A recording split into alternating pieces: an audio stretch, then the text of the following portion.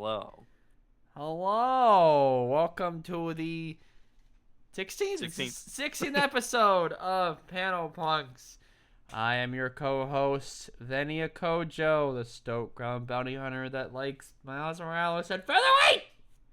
She's back. I am Hikaru Hiroki, the Cosmic Oni, and I love Cyclops, and I love the X-Men, and Sonic and Supergirl. I love a lot of things. We're two VTubers that like talking about comics. Yes. And we're This was a really weird but good week because It was. There's a lot of good books that came out. a lot of surprises this week, honestly. Yes. Very big surprises. Yeah. So why don't You we wanna start us off? Why don't we get into this? What do we have on the docket first? Oh yeah. The Amazing One of the biggest Spider-Man. ones is Amazing Spider-Man. This deals with Spore. It's like the actual confrontation between Spore, which is Brian Naring, and Spider-Man. They revealed some stuff in this. First This off, guy didn't try to make like weird creatures and put them on a planet, right? And then see them like evolve. This Spore guy. God, I miss Spore. I want to play Spore again sometime. I'm so glad you picked up on what I was talking about. That was like one of my fucking childhood games. I love that game so much. My friend showed me that game a while back. It was interesting. But they revealed some stuff about some certain characters. I think the least the smallest surprise was that like Kintsugi's a cancer patient. So Kintsugi is like the silver guy with like the shield and like the goggles or whatever that appears in like some like back issues and like annuals. It's revealed that he's not only the son of Dr. OM Oz something. Let me see if I get the actual name of it was okay, now they do not have it on here. Wait. Do they? Yeah. No, they don't have her name on here, huh? Peter Parker's former boss from Rand, basically. But they also revealed that he's a cancer patient. Like she was helping him with like cancer stuff, but she couldn't go to his cancer appointment because she was too busy getting brainwashed by Spore. Damn. So it was just so like interesting to see, like, oh my god, this guy's like he has a wig, and like that's really interesting. But like he also another surprise that like Peter has like new powers, sort of. Like he's having a lot of like flashbacks to like him and Brian being kids, and like Brian and him are getting into trouble, and like something about a house being burnt down. It's a little bit unclear. I hope we get like a full explanation later. But like he's like his spider sense is going off like super duper loudly, and he just lets it go, and like he like glows. He glows like spider electricity and shit. It's not like Miles' power, but like he has like some sort of like super spider sense now or something, and he just like wails on Spore. And, you know, he like collapses. He's like, "Oh, I'm coming for you later." But like he goes back home. Peter goes back home, and he's like, "Wow, what a fucking day." But the funny joke is that like he's getting pizza for May and her partner, and the guy's like, "I moved here from Cuba 50 years ago, so I know I don't have an accent. Mushrooms are the only thing I asked you to put on this pizza. Sorry, Rick, slipped my mind. And also, as you know, May hates mushrooms." Damn. Because of his interaction with Spore, he's like, "No mushrooms today. Fuck that." But we see Crane show up, which I didn't know that was Crane at first, because Crane was drawn differently. He's not this like older guy in his original appearance, but he's an older guy now. He goes through home and it's like, hey, it's me, because like he was helping May with like the feast stuff. He was the guy who just walked in, was like, hey, let me help you, May. So he like comes in and he has a bouquet of flowers to give to May, and she's like, oh, maybe it's like a boyfriend or something. But he gives a note to Aunt May, and he was like, oh, I just want to tell you, Benjamin Parker was my father.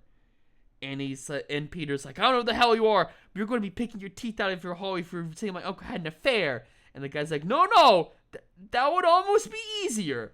But in this report, Maybelle Parker is my mother. I'm your son, May. And she picks up the note and reads it. And she says, I just knew. You look just like my Ben. And she like collapses. And I'm just like, holy shit. So next issue is gonna be the talk. We were theorizing with the talk was like, oh, maybe he's gonna have cancer. No, it's gonna be she had a son with Ben. And somehow she doesn't know that she had a son with him? What? Because it sounds like she doesn't know. It's interesting. I want them... I guess I'll see what happens. Well, I always thought the main reason why they treated Peter like a son, especially after, like, his parents died, was because, like, I thought they couldn't have kids of their own. Yeah, that's always been, like, the theory is that they never, like, really had kids, or they just never had the chance to. But they had a kid. And it's this Crane guy. So it's like, what's going on? This is actually a really good, like, interesting This could twist. be a situation where it was like, maybe, I don't know, maybe they had a kid and then they, like, sent him off somewhere. Or like I told you, I'm like, what did this kid do? What did he do that upset them so badly that they didn't even want to mention him to Peter? Like, that's crazy. It is extremely crazy, yes. But I thought it was a really good issue. I thought the art was really good. I think the art is by Pete Woods. Yes. Really, really, really good artist. I hope he continues working on Spider-Man some more. But you know what's gonna be even crazier is when they reveal this guy as a clone. I hope not. That'll be the worst part. Just we never mentioned issue 1000. The big thing for issue 1000 is just like Joe Kelly walks up on stage and goes, Clone Saga 2! Just the Peggle 2 thing and leaves. No, it'd be Clone Saga 3, technically. I mean, Clone Saga, like Clone Saga 4! No, Clone Saga 2, Part 2. to run with like the Hush, Hush. like Hush 2. Yes. Oh, Gosh. God. Fuck Hush. Hush is fucking I gave it an stupid. 8. I thought it was a really good issue. I can't wait to see what Spore has, and I can't wait to see what this twist is. We're going to find out in 2 weeks. It's a bi-weekly it'll be very series. We're interesting. going to get it in 2 weeks. But yeah, speaking of Marvel, we are talking about Marvel some more. Speaking of red Marvel superheroes, talking about Deadpool. So the big reveal. So we talked about how like, Blind Owl had like those visions or whatever. Okay, you want another thing? You want another thing? Yeah. She just suddenly had omens one day, and wrote them down in a book. Okay. Just had multiple omens? Yeah. Okay. It's not like a superpower. It's just, suddenly just had the omens everyone around the book. It's like, huh? That's it? And she's just been randomly showing up and dropping them on Deadpool? Yeah. Because, and she even explains, like, but you showed up on my doorstep, Wade. You were broken, totally wrecked with grief. I thought I could help you and help the world. Do some good. And so, like, Deadpool goes to the to Hammerhead, kills some of his goons, and like tries to run over Hammerhead or whatever. They fight, and like he gets in. He like explodes a box of like drugs and money or some shit. Fights Hammerhead, and just want to see what else is on here. Oh yeah, Hammerhead has like the diaries, like, oh, I'm gonna take this, blah, blah, blah, blah. But I believe she tasers Hammerhead. And one of the better parts of this is that like, Hammerhead's like fucking he like skewered or whatever, stabbed him with the forklift. And so he's just like hanging there, be like, help me, and like Whiteout's like, oh, I told you, didn't I? You couldn't do this alone. You needed me. And she pulls out a paper that says, I will save my best friend's life. And I'm like, this is great. If it wasn't character regression, yeah, this would have It been just seems really very cool weird. if this was part of Joe Kelly's original Deadpool run. Like, oh, Blindau saving Deadpool. Oh, it's good. This isn't 1996 anymore.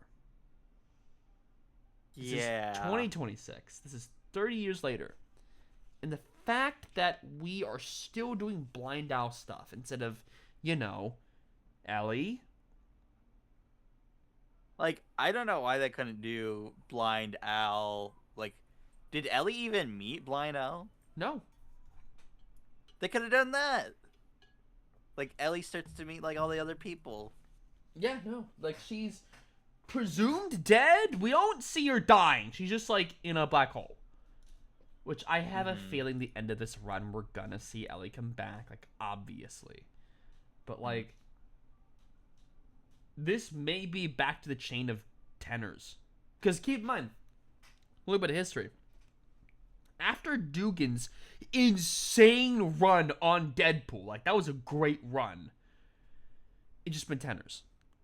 It was the one where he's in the bounty hunter, like, business, which I am bounty hunter, I know what that is.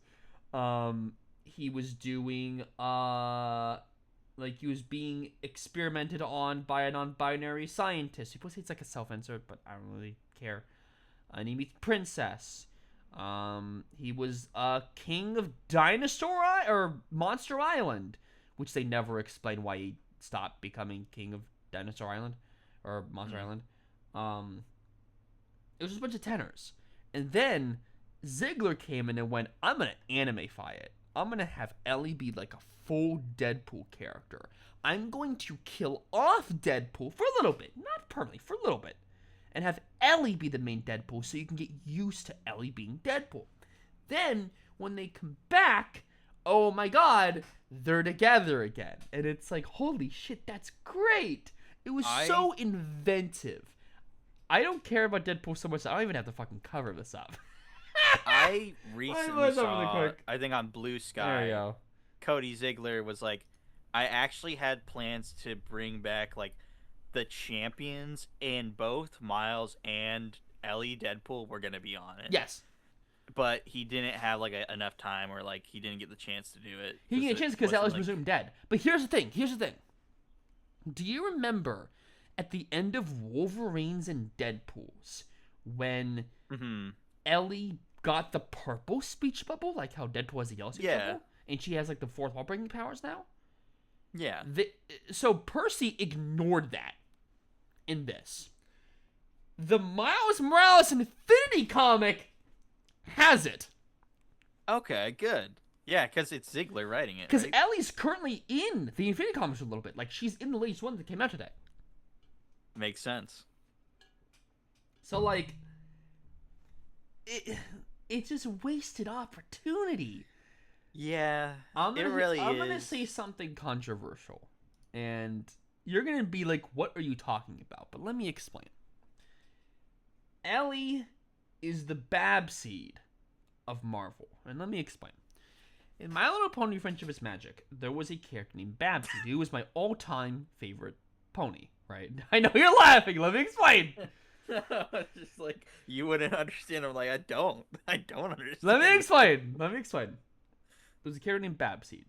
She was so cool and so awesome, and like she had two cool appearances, one in her own episode and one in an episode called Apple Family Reunion. She was brimming with potential, and then she got written out, like a season later, and it's like, then what the fuck was the point? Yeah, I kind of have feeling they're treating it like Babs with Ellie, where it's like, oh yeah, so much brimming with potential, and then the writer's going, I don't want that. Get rid of it. I want an earlier regression. It's like, no, we want to see the cool new character doing cool new things. But like, no. Well, I mean, technically, Ellie's not a Ziegler invention. It was a Dugan invention, which makes sense. But like, it's so my point where it's like it's wasted potential, and I'm still holding out to like, I am hoping to God that this Deadpool's run is gonna be a tenor. It's obviously gonna be a tenor. They're doing nothing interesting with Deadpool. It's gonna end in 10 issues.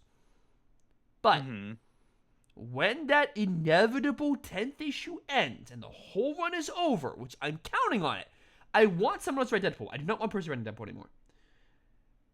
I want Ellie to come back. And like the final 2 issues be like, oh my god, I've been moping, grieving for like a few months, but I found a way to get Ellie back. Do it. Bring her back. They need to do a series where it's him and her, and they take up jobs together, and like they go on adventures. That was so literally the plot of Wolverines and Deadpool's, and it was great. And then it's like, expand more on that. Yeah, you know how they had like a Deadpool and Wolverine like ongoing for a little bit? Have that be a full ongoing. Like, sure, Ziegler stopped working on like Deadpool, and he stopped working on Miles, so he's not really doing much. Give him like a side series where it's Deadpool and Ellie and Wolverine and Lauren, and like have that be its own series. Then you can have Percy doing all the character stuff, regression stuff with Blind Al and everything, instead of moving his character along. You can have all that shit, and then you can also have the Ellie stuff. You don't need to have one or the other. You can have both. You have 2 cakes. Or listen here. You know, they had Deadpools and Wolverines. They could literally do that with any other character. Because there's 2 Spider-Mans. There's 2 Captain Americas. There's 2 Hawkeyes. Love to see, like, a Spider-Man 3. Because there was Spider-Man 1 and Spider-Man 2. Yeah. I would love to see Spider-Man 3. Or Spectacular Spider-Man. I guess Spectacular Spider-Man 3. I need to read that series. I heard it was very strange. The first one's good. Second one's like, what is this? No. I'm talking about Spectacular Spider-Man, like that series. Oh, I think it was J.M. DeMatteis who wrote it. It had the weird issue of like him getting with Miss Marvel, which everyone hated, and there was like, okay, we're rolling back on that, which they aren't now. I guess he's not with Starling anymore. He's dating someone else. According to solicits for August. But like, interesting. Sorry, I'm going like a huge tangent, but let me fucking finish this. It's my point is that like you can have, if the writers want Ellie, then like just have her go off somewhere and like do other things. Have another guy write Ellie. You don't just be like, oh yeah, just kill her off. Because one, it ruins any potential that other writers can have when it comes to writing her. Like, for example, we'll see this later on, there was a character that showed up for one series and then fucked off, and then she's back for another thing, but like it's the same writer, but like other writers can be like, oh, I want to write this character, no, I want to write this character, instead of be like, oh yeah, we're just gonna kill him off. Like you can have a character be doing stuff with other people. Like Ellie's in the fucking Infinity comic, which is it's honestly canon. Like one of the worst parts of writing comics is when everything that you worked up to just gets like thrown away. Like I feel so bad for Nick Spencer. Like I feel so bad because he really worked hard to try and correct a lot of things in the Spider-Man mythos. Like just fixed a lot of things to where it's like, oh, Kraven's alive? No, he's not anymore. And we actually still have a Kraven, but he's a clone Kraven. Like, original Kraven's dead, but you still get a Kraven. and like these characters came back, and we closed on this, and the Sins Past stuff isn't canon anymore. But then right after that, you get full get what's his face, the guy who just died, Paul. Well, you get Paul, and that's like the worst thing ever. Yep. It's literally the worst thing ever. And She's dead now, thank God. Thank Christ. Like, we're probably going to not even. We're not in that cycle of Spider-Man anymore. Things are getting a little bit better. Yeah, but it's disappointing to see someone like write this character and bring it up as like a really cool, interesting idea, and then Percy's like, "Nah, fuck that shit. Let's go into Joe Kelly's run. Not even Dugan's run. Not even Dugan's run. Joe Kelly's run." And it's like, dude, yeah, what the fuck? But yeah, I didn't give Very like a weird. fucking 5 or something. I don't know. I didn't like it. I'm surprised it's even that high. You know what I did like? I liked the new Fantastic Four issue. It was very Fantastic good. What? I'll show the cover in a minute, but like, look at this. So this cover of Fantastic Four, they changed a little bit to where it's like Roman. So they've been doing this for a while with like other Marvel comics. Where, like this comic now has the world's greatest comic magazine, because they do that sometimes with like some comics. Like they did with Deadpool for a little bit. They changed it to where it says the Empire's greatest comic magazine. Oh my And they gosh. changed the numbers on the top corner to have Roman numerals. Oh, that's sick. That's actually a really good touch. Oh my god. I'm going to miss this run because it's ending soon, I think, but I'm going to miss this run. So, the whole thing is basically they get an alert that like there's some time shenanigans going on, but only Mr. Fantastic and Johnny are sent back. Everyone else got erased. So we see like they're in like ancient Roman times, and that alien ship that was like trying to take over Earth during the Invincible Woman arc is back. They time travel to the past, and they help the Romans. Like they Mr. has something really strange where like he like stretches his muscles to where he grows facial hair, so he looks like Johnny, and Johnny's like, "Oh my god, this is the greatest thing you ever had." They try to become Gauls, right? Because that's sort of like, you know, the other faction of like that thing was like Romans and Gauls. It's like, you know, Asterix and whatever. So we see them like talking with the Romans, like, "Hey, we're Gauls and we have these fantastic powers." And like, "Oh my god, this is cool." And it's like, "Yeah, so there's these aliens that want to take over. We're gonna have you stop them." So they team up with them and they stop them. They go into like this big base, and they see that there's like a huge weapon that will destroy all like animal life, including humans, on the planet. It's a planetary sterilizer. They want to wipe out all humans and like animals. So that the aliens can take over. So they have an idea to go to the Romans and be like, "Hey, we want you to make these like little like dodecahedron, like little cube things. They're like refractors. We want you to launch them into the air when they like shoot the thing, and like Johnny will like shoot fire in it and destroy the ship and also destroy the laser thing in one fell swoop." So they do it and like, "Yay, we did it. Let's go back." So they teleport, and then before they teleport, they're like, "Hey, just so you know, like altered stuff happens with like, you know, finding out future technology.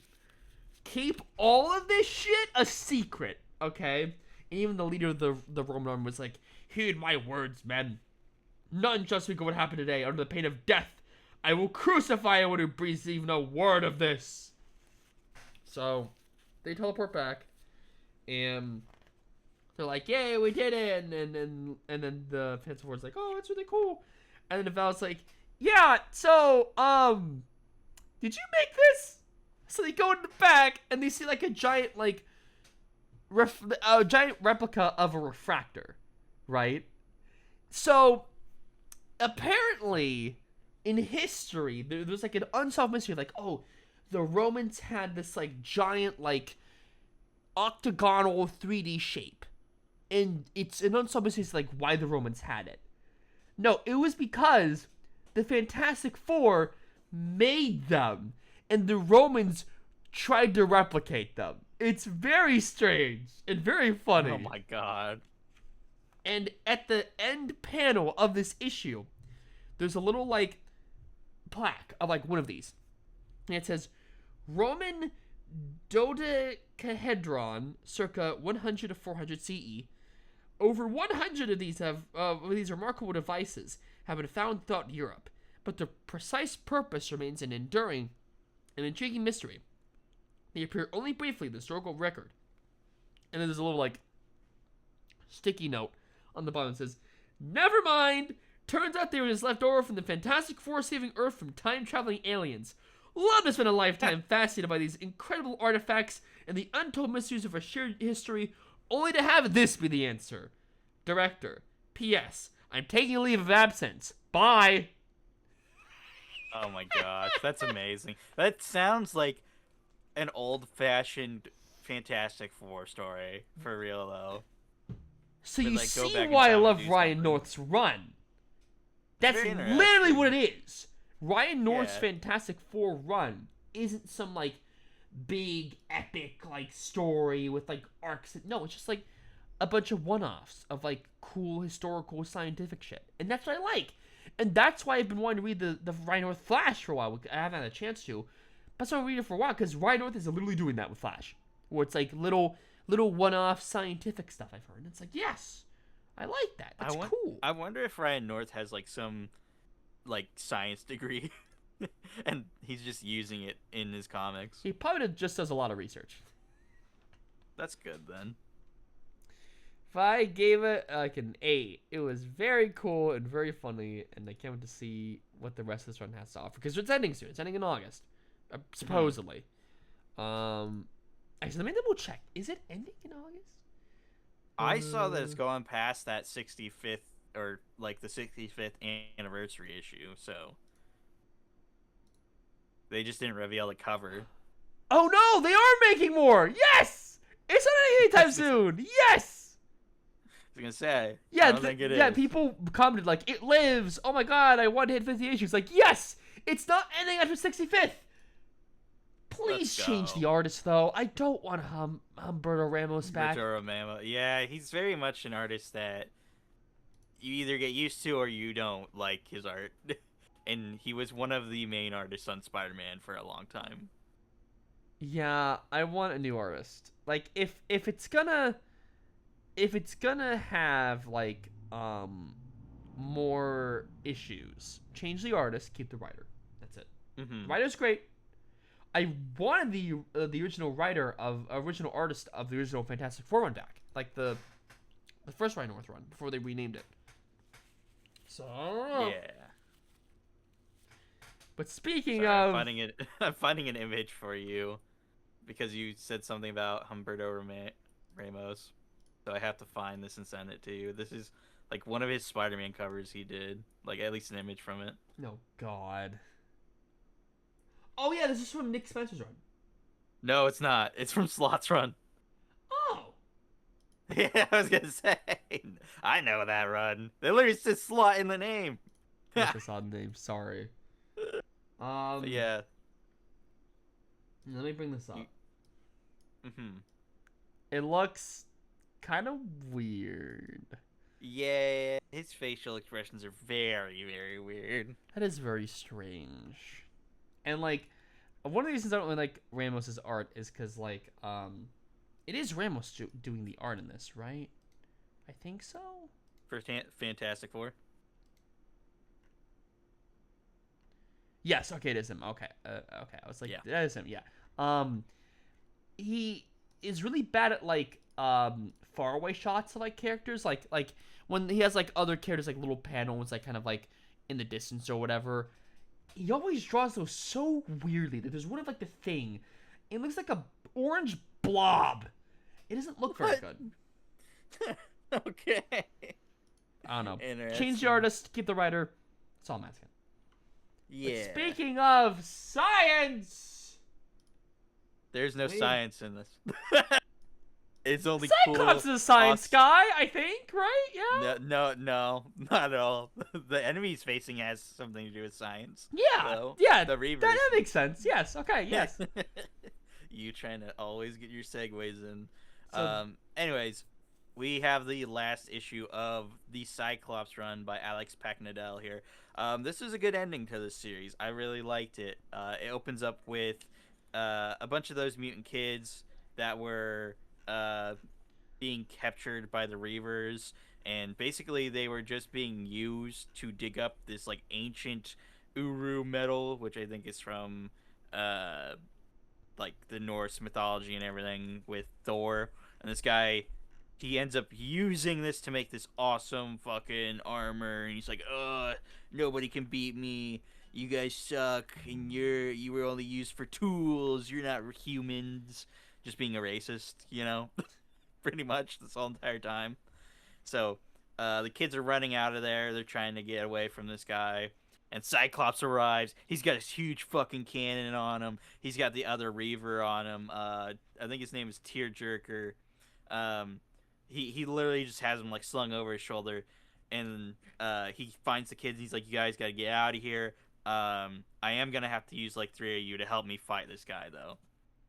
So they go to fight him, and Tearjerker gets like split in half by this guy, and he's like, "Do you think I even care about you guys? Like, I never gave a shit about any of the Reavers. Like, I didn't even remember your names. I just made up names and then forgot about it."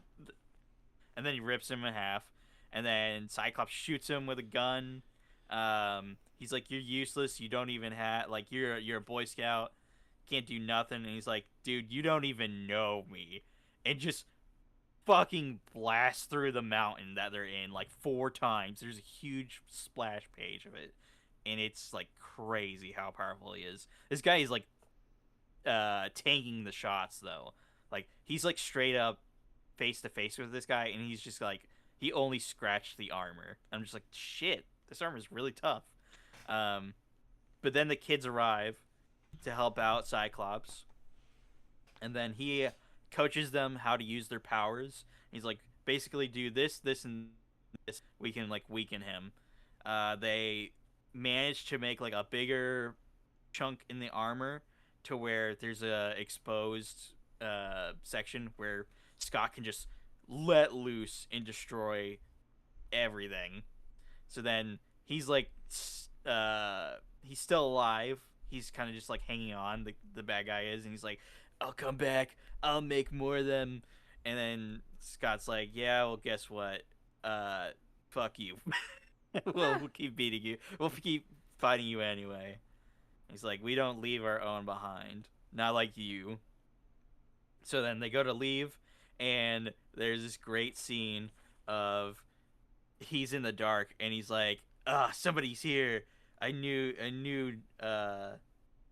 what do you say? I knew you didn't have it in you to just leave me here." And it's Tearjerker, the one Reaver who was getting like ripped apart and being used by Cyclops. Oh. And he's like, "Well, I'm just gonna tear into you since you're pretty much like useless. I'm gonna take all your body parts now." Oh. And it's just like, damn, these Reavers are like horrifying, like how they survive. They just steal from one another and advance off of that. So that's the end of the big bad guy. And then we see that Cyclops, he called his dad, I can't talk right now. He calls his dad to come and pick up the kids with this big ship called the Marauder, and he's talking to the girl, and she's like, "I guess I gotta become an X-Men now, right?" And he's like, "No, you do not want to become an X-Man. Like, you need to go out and live your life and like be a normal kid. I will be an X-Man so you don't have to."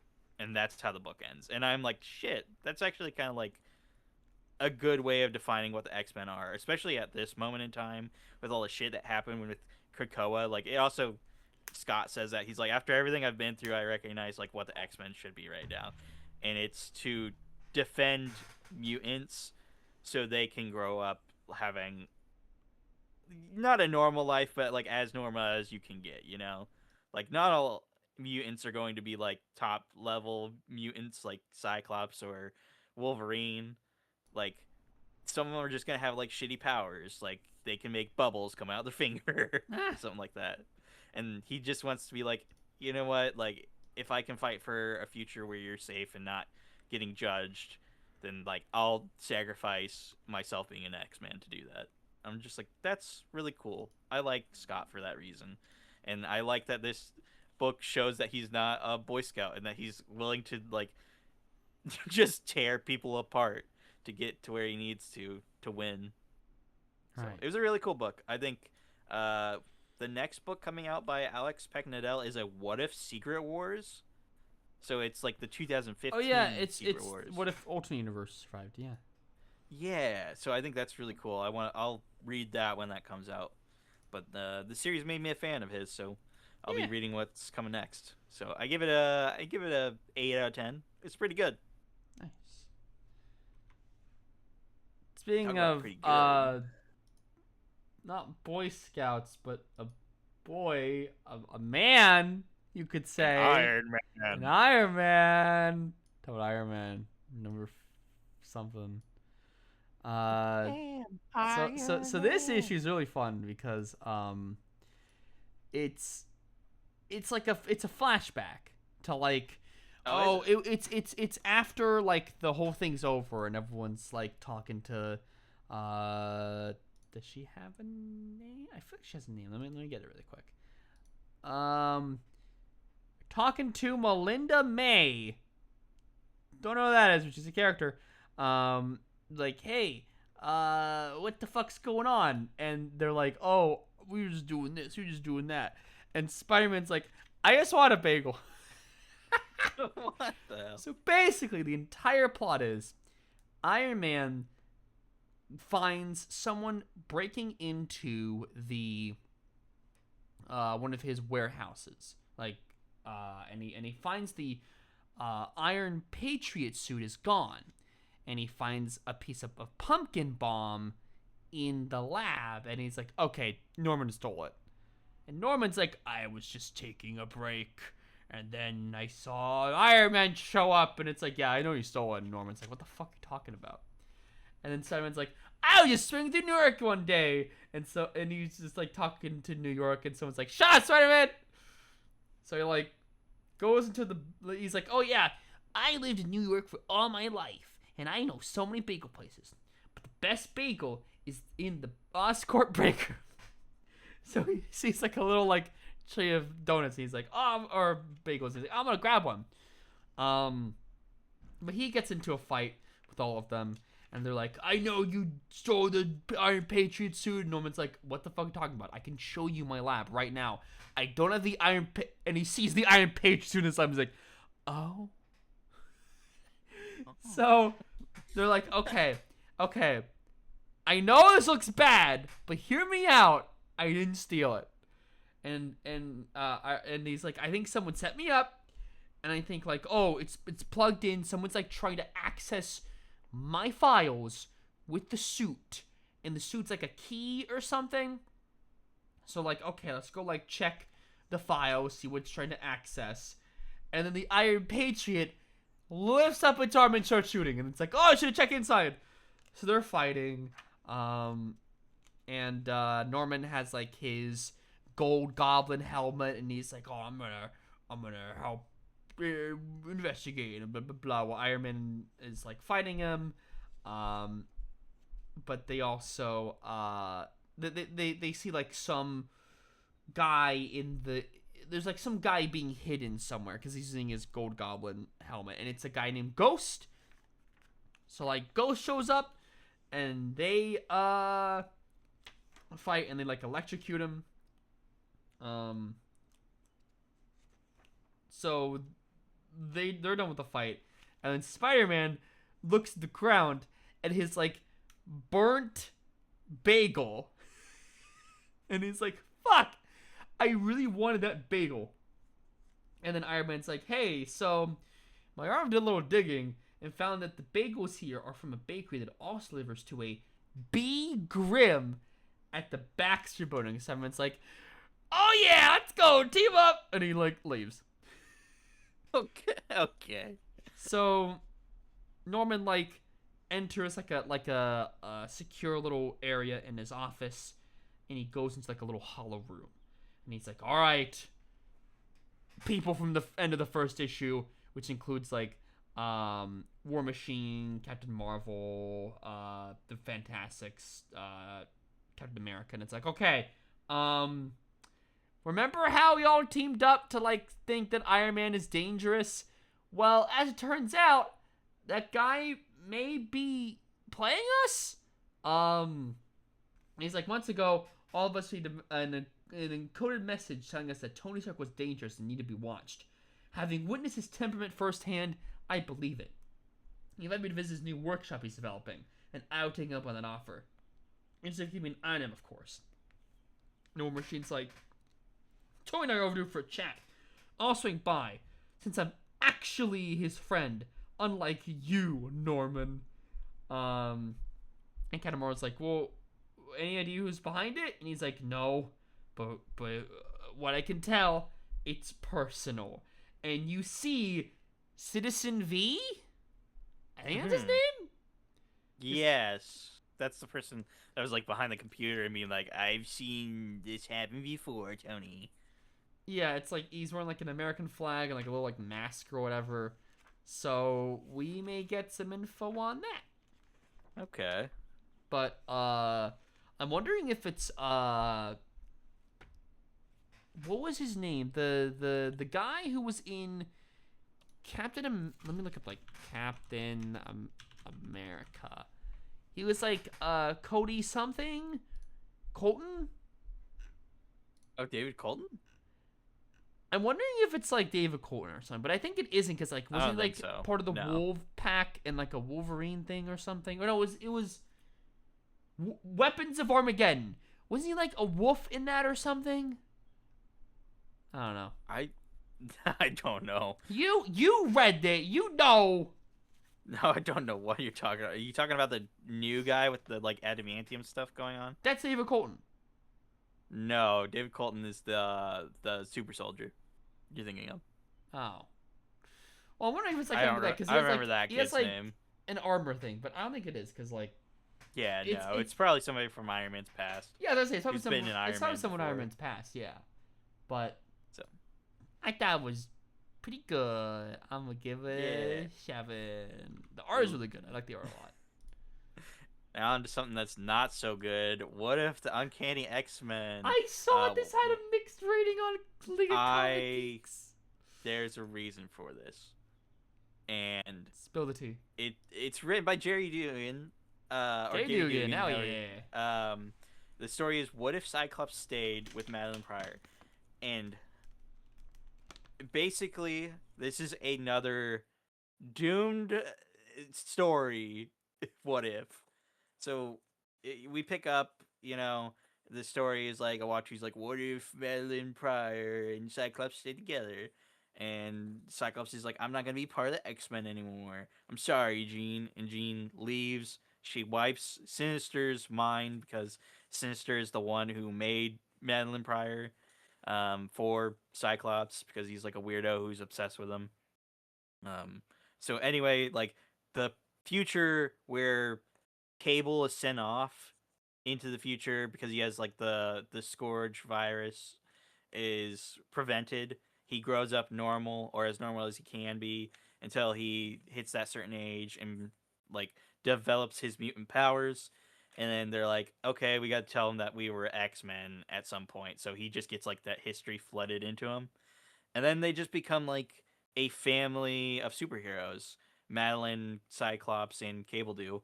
And they're all just like saving the world. There's like events that they change. Like there's one where like it talks about the acts of vengeance.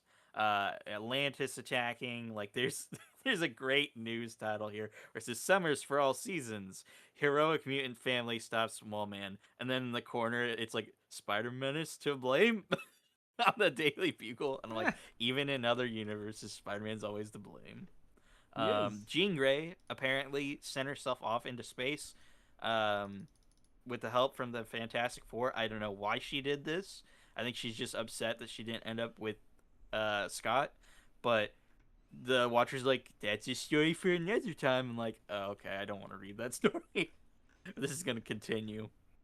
But anyways, apparently at some point Sinister wakes back up after like literal years from having his like mind wiped.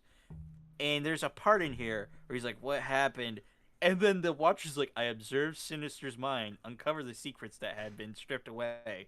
When he woke, he went on a rampage. And I'm like, so wait a damn minute. Watcher, this is your fault. Like, you literally like looked into his mind. The whole thing is you were only supposed to watch. You're only supposed to watch. But in this story, he says he like looked into his mind to see what happened, and it's like immediately after that, Sinister's like, Prior, I have to kill you. And I'm like, okay, Awatsu, if you didn't like interfere here, none of this would have happened. The next few pages of what's about to happen never would have happened. So what happens is there's a bunch of these Sinister clones. They go and cause a mutant massacre over at the X Mansion because apparently Cyclops and his family ended up like teaming back up with the X-Men again. Everybody is killed there. Uh, Madeline Pryor gets like fucking stabbed, and Cyclops loses his eyes, and it's just like the most bloody thing I've ever seen. Oh. So then, uh, the New Mutants come back. There's like a team of New Mutants with Cable, and it's just like shit. Everybody's dead that we knew. Cyclops is still alive though somehow, even with his eyes taken out and like he's bleeding a bunch. Cable saves him. They give Cyclops some new way that he can shoot his lasers. They make up a new X Force team to go and kill all of Sinister's people. It has like Wolverine, it has Colossus, it has Domino. So we have those characters. They end up killing Sinister, and he's like, "You'll never beat me. I have bodies everywhere." And they're like, "We literally found every one of your bodies all over the world. So you're like the last one. Bye bye, buddy." And it also talks about like the Krakoan age and stuff like that. And it's like because of characters dying and because of this and this and this, the Krakoan age was different too. There was no resurrection protocols. Like nobody can come back to life. They were able to find What is a Moira. resurrection protocol? Oh yeah, you don't know about this. So in the Krakoan age, there was a time where the X-Men at the very beginning of the Krakoan age, they went on like missions to where it was to prevent a certain future. And they were literally going on like death missions. So there was a part where the original 5 X-Men just died at the very start. But then a group of the 5 is what they call them. There's these 5 mutants, and they all use their powers together to be able to resurrect mutants. Like they had literally like a backup file of their memories, and they would make a new body for them, and then they would just be back. Like they'd have every memory that they had of what happened. Mostly, I think some things were like blocked out because Xavier and his council were like weird. But anyways, yeah, it was just like we can resurrect people. Nobody can really die, and it was like very fucked up and weird. Huh. So that's to explain that. But yeah, there was no resurrection, so nobody can come back. They found Moira, and they started fighting against her because there was this other thing where apparently there was like another half of Krakoa called Araco, and that was like in another dimension where Apocalypse went to at one point, where it had Oh. its own set of mutants and shit.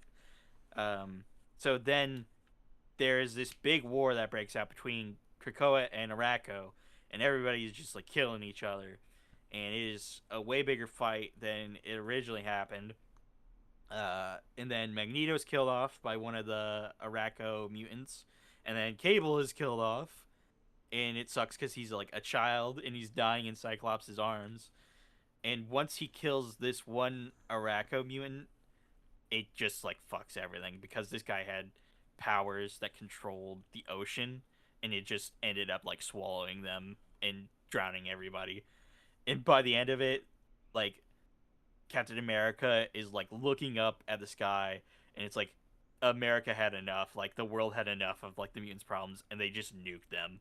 And you Huh? just see like, yeah, yeah, a Captain America is like one of the heroes that was on this island, like helping fight, and they just nuked him. And then it's like Scott Summers chose to serve the needs of his son instead of the many, and it caused a cascade of events that doomed all. The Iraqi mutants made war upon humans, but man did not go quietly. They used their nuclear weapons again and again in a futile attempt to prevent extinction. And basically, the Earth is uninhabitable by the end. The fuck? And I'm just like, okay, Uatu, your fault. Your damn fault for even reminding Sinister that any of this happened. Like, don't try to tell me it's Scott's fault, because, like, Mr. Sinister would not have reminded like of any of that if you did not go probing in his mind. Also, the story sucks because it's just like, okay, you're just gonna kill everybody off. Like, there's no like, it's not gonna turn into something like more interesting. Like, it was just death after death after death, and I'm like, Jerry Dugan, what the fuck? Like, Yeah, that's an L. that seems to be his go-to, because in the Godzilla series of books, it's kind of the same, where it's like, oh, He's killing off characters. you just kill this character off, you kill this character off, and I'm like, oh, fun. Like, I like the one-offs for the Godzilla stuff. That was fun, but like after Destroy the Marvel Universe, I was like, I don't know why we're doing any more of this. So I guess probably like a 3 out of 10, because it was not fun. I thought it was gonna be more interesting, but it was very depressing. It's very not fun. So that wraps up the Marvel side stuff. Now you got DC. We got DC. We Some got very exciting absolute stuff. Green Lantern. Fuck yeah. This was all right. It was kind of just a big fight scene. Was it? Yeah, it was. It's just like, oh, the other lanterns are fighting the Black Stars, and like Hal Jordan's like, oh, what the fuck am I doing here? And then like Guy Gardner like uses his like stomach acid to like hit someone with a laser, which is weird. Oh, he is a Red Lantern, right? Yeah. No, he's do that. he's yeah, he's Red Lantern. And then like Abin Sur and like Joe Mullion is like fighting. They're having David George fight where it's like, oh, I have better powers than you, and then she's like, actually, I can transform into a golden lady and like trap you in a box, and she fucks off. And then the Black Star finally arrives. It's like a pentagram, and it's like, oh, you must learn my name. Sin, the absence. S, the essence of each sentient being. Tro, to attain freedom. Sin estro, learn the meaning. It means no one escapes, and it shows like Sinestro in like a big like golden suit with like his face burnt off, and as not Cyclops, cyborg implants. It's very strange. It's very weird. It was just like, oh, they fight, and then Sinestro comes, and it's like, okay, so what's the point? Like, what's going on? I didn't really get this one, where it's like, I don't know. It's maybe like a 6. It's okay. It's fine. We know it was good. We knew it was great, even. I mean, It was Batman. So I want to show you this cover. So you're probably thinking, so this is the variant cover that I got, and you're probably thinking, oh, you just got this because Catwoman is sexy in it. No, actually, this is bisexual lighting. Your cursor's in view. Oh, is it? Yeah. No, it's not. I like this issue a lot because it has very good lighting. It's bisexual lighting. I like the Batman. Like, sure, Catwoman's sexy, but like, that's not the reason I bought this. You know. So this issue was really good because it's like them. It takes place like after like the Wayne Manor blew up, and like they're like, oh, Batman's like gone. We're taking over. We gotta kill the Bat or whatever. However, this made me a little bit frustrated. So Hugo Strange was like making a bunch of his monster men, right? Yes. He was gonna go to war with some like mobster people called Tozuki Petrochemicals, and Hugo Strange gets shot by a bunch of people and dies. What? He just dies off screen, or not off screen, but he just dies like in a flashback. It's like, huh? Okay. Sure, That's all right, a way to whatever. kill off a character. So the whole thing is like Batman wants to like he's like trying to find some guy named the Minotaur, but he also wants to like prove to Gotham that like Batman's not gone, like he's still here. And so he's like fighting a bunch of like crooks. They're like shooting up a building and like they're stealing jewelry, and he's like, okay, I'm gonna prove him back. So he like gets a bunch of them. We see Catwoman and Batman just staring at each other on the rooftop. I'm like, okay, I'm gonna fuck off now. And so we see a bunch of like the kid characters. We see like Damien, and we see Stephanie Brown, and we see what was his name? Duke Thomas. Just like kind of signal. Just like kind of like texting each other and being like, so when's it gonna happen? And Demon's like, trust the plan, Duke. So we see Batman like press like a little button, and a bunch of like little like glowy light things shoots out. Cause like when he was like taking care of a bunch of like crooks, he left like little cash, little boxes of stuff, right? So we take a bunch of them, and they make a bat signal, which is really cool. Cool. No, I can hear it. I know why you muted yourself.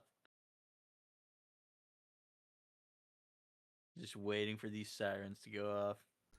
But they have like a giant bat signal, and it's a bunch of like little drones, and that's the end of it. It was really good. It's just really proving cool. that it's just proving that Batman is back, and he's back and better than ever. Yeah, but what's gonna be really interesting, is we know that the fuck is this advertisement? Superman experience, Defenders Unite, a new immersive experience. Be the hero today. Located at Warner Brothers Studios. It's like a 4D thing. The fuck? Oh, okay. Thanks, DC.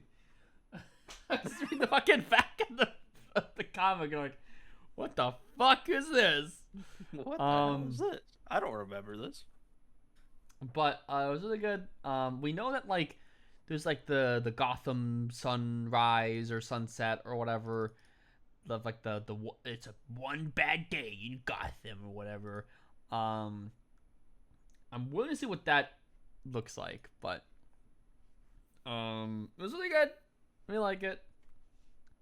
But you know it was fast and cool. Whoa, Sonic. Oh, you missed. Oh, did I miss one? What's on the next? Did I miss one? Oh shit! Let me get the Supergirl one. Sorry. You over here.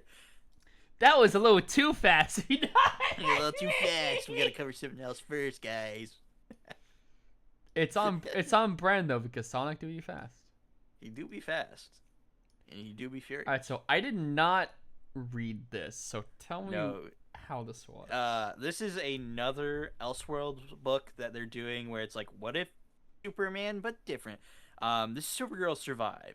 So we had Superman Father Tomorrow, which was like Jor-El lands and he becomes Superman. This is a story and it asks what happens if Kara and Kal-El both were sent off at the same time. So the story revolves around like a young Kara, and it begins with Cal. He's born Clark Kent and everything, Superman, and she's like, "Oh, he's precious. He's beautiful," and her father and Jor-El are arguing already, and they're like, "The planet is doomed. Pretty much, like shit is going down already." It skips like 2 years. It says 2 cycles on it, which I'm guessing that means 2 years. Um, it follows Kara, and she's at school, and you kind of get like a sense of who she is. Like this locker opens up, and it has a picture of her with a bunch of people on like a sports team.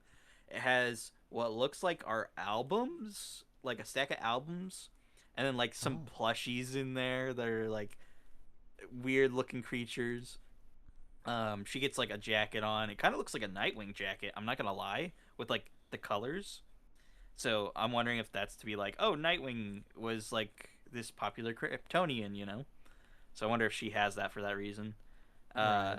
but her friend's like bugging her. She's like, you need to ask this guy out to like the dance that's gonna happen, and she's sitting next to him in class, and she's very nervous.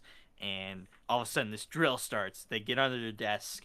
What? It's something called an atom attack procedure. So they're just like getting under their desk, and she's with this guy, and they're trying to be quiet and everything. And he's like trying to say something to her, and the teacher's just yelling, being like, "It's gonna be your fault that we die, kid. You're not doing what you're supposed to do." Just freaking out, and he takes like his iPad, essentially writes on it and says, "Will you go to the formal with me?" So that Oh. is like they both wanted to go with each other, is Uh what huh. it reveals. And her friend like sees them outside with each other, and she freaks out. She's like, "We gotta go like celebrate that this happened." And she's like, "No, I gotta go home and like do my assessments and chores and stuff like that."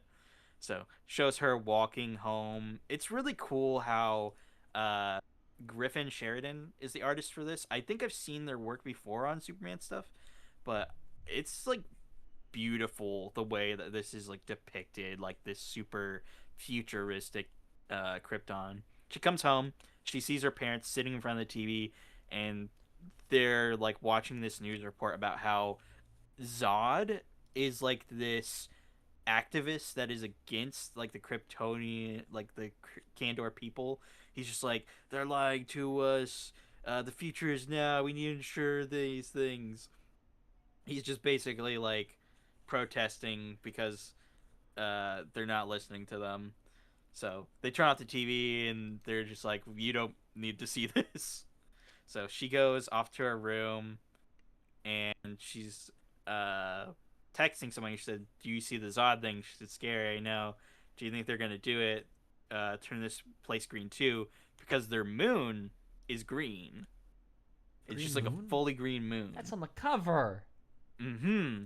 So all of a sudden, a siren goes off, and they're running downstairs. They're like, "We need to get out of here. We need to get out of here." All of a sudden, Jor-El arrives there, and he's like, "You, why the fuck are you here?" Because apparently, him and Jor-El had a falling out. He's like, "I'm not here to like do anything. You are my family. We are family. I don't care that we got in a fight. We just have to like save each other." So they go down into the basement, and the kids are together. Cal is still like a little baby. He's like only like 2. He can barely even say any words.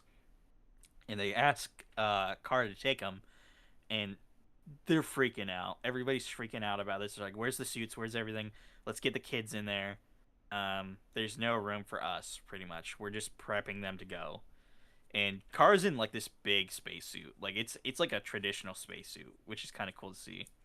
And they gave Cal like a sedative to make him sleep through the cycle, thinking that they would end up on Earth.